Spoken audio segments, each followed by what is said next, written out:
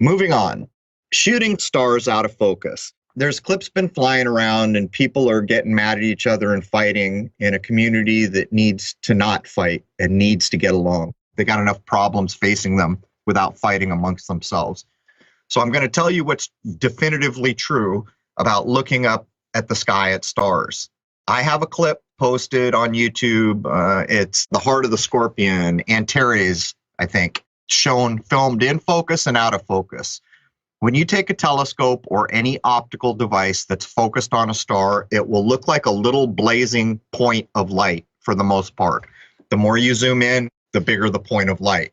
When you begin to take it out of focus, what you will see is usually concentric rings and cymatic patterns. Sometimes it will give you these bizarre geometric shapes, but that is not how the stars look to our eyes. Our eyes can't see that way. When a star is out of focus, it is no longer a blazing pinpoint.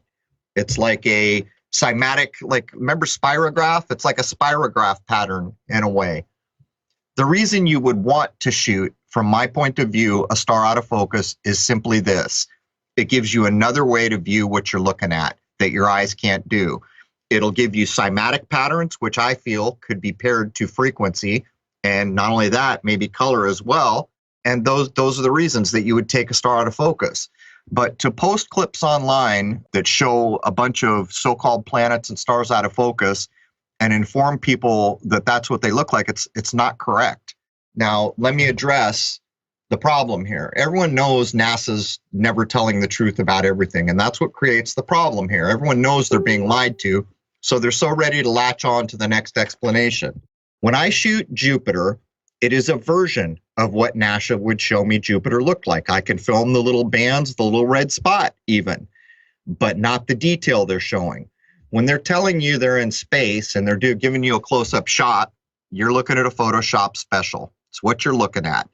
It is not a real snapshot of anything.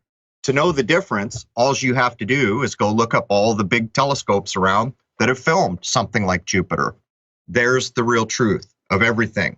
The best shots of Jupiter that we're ever going to have were either shot by the SOFIA plane, which stands in for the Hubble Space Telescope with identical equipment, or from a massive observatory somewhere like Hawaii or other places, the southwest of America. That's where all those supposed Hubble images come from.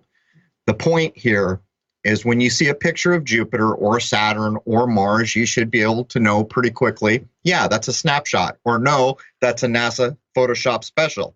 Let me harp on the stars one more time. If you're filming a star and you want to be a legitimate person, legitimately sharing legitimate observation that doesn't fool people, which let me tell you something.